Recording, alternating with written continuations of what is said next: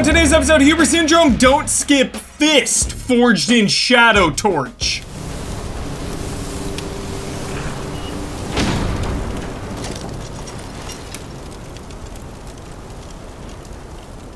Hey everyone, welcome to the show. There are unlimited games we can play right now, and we are in the prime time, the September, October, November holiday months approaching.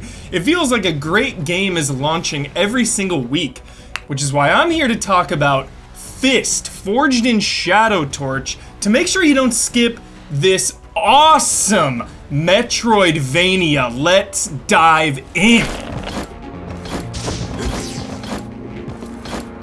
So F.I.S.T forged in Shadow Torch is a Metroidvania, so full stop. If you are looking for a Metroidvania, honestly, look no further. If you're looking for something brand new, F.I.S.T is such a solid game from top to bottom. I booted it up last night, actually, and the next thing I knew, 3.5 hours went by. I just got so absorbed into this game, and there's a bunch of reasons for that, but the first one is world building. Happy birthday, Ray! Wanna have a drink together? Here you go. 2 bowls of longevity noodles. The world building in this game is awesome. It reminds me of like a diesel punk 1940s Shanghai. We play as the rabbit Ray, and we are a furtisan. You know, there's a lot of furries in this game.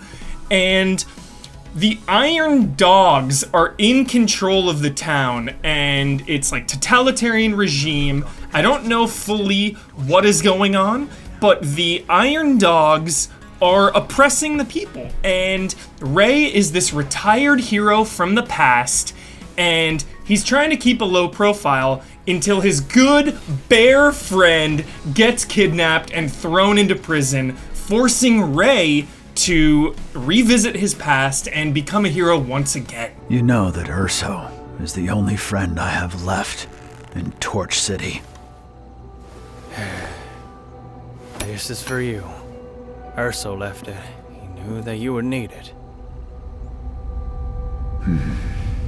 And I just keep finding myself so surprised by how invested I am in this world and these characters. Just the voice acting, the cutscenes are really cool, and just some really awesome stuff that I don't want to spoil. And I can't because you can only have one save file, and those cutscenes already happened, and I didn't capture them. So you gotta get there and see them for yourself.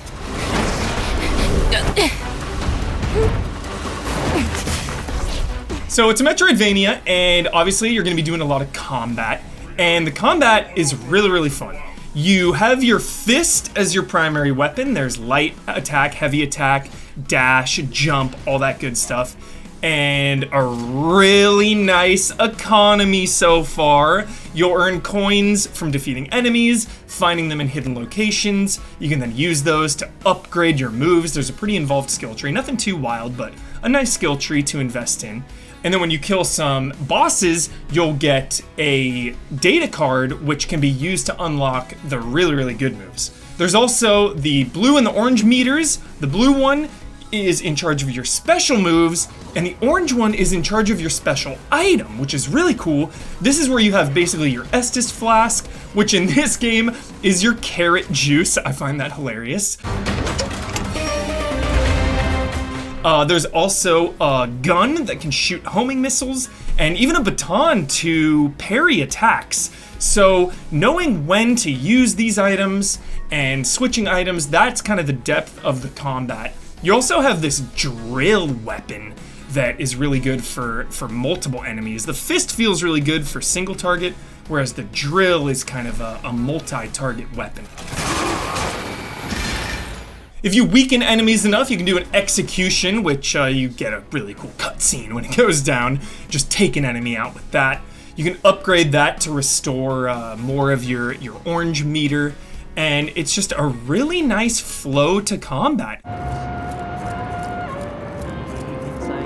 And this being a Metroidvania, it's not just about combat, it's also about exploration. And so far, this world is just so fun to explore. I love the town. This song in Old Town Isla, boost it up.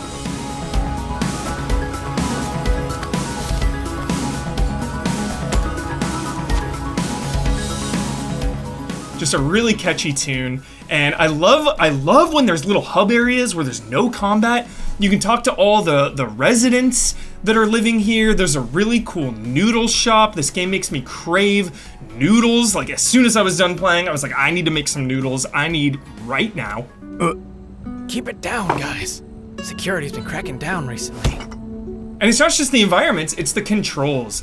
You know, you have a double jump, wall jump, you have a glide ability with your drill, you have a really sick air dash. Everything just feels tight and good. Like, every single thing in F.I.S.T. feels good. I cannot point to anything where I'm like, yo, they could have improved that. Like, everything is just solid. Why did the boss order us to stand guard here? There's a group of them, so it's organized crime.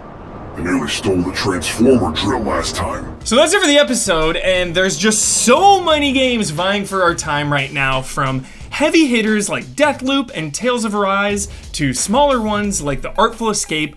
But I jumped into F.I.S.T. and I have no regrets. I am just utterly addicted and enthralled by this game, from the combat to the exploration, just how good everything feels, to the world building. I'm so invested in these characters, from the Rat Gang to the Iron Dogs to Ray and his past of being a hero.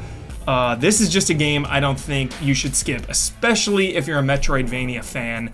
Highly, highly recommend F.I.S.T. Forged in Shadow Torch. We are Easy Allies. If you like what you saw, help us out on Patreon, YouTube, Twitch, Twitter, all that good stuff. And until next time, well, it's gonna be a couple weeks actually, because right this second, when you are watching this, I'm in Iceland. Hopefully at some sick Viking museum, or looking at the Northern Lights or something. So a couple weeks off from Syndrome, a couple weeks off for me, and I'll see you when I get back. Love and respect, allies. See you then.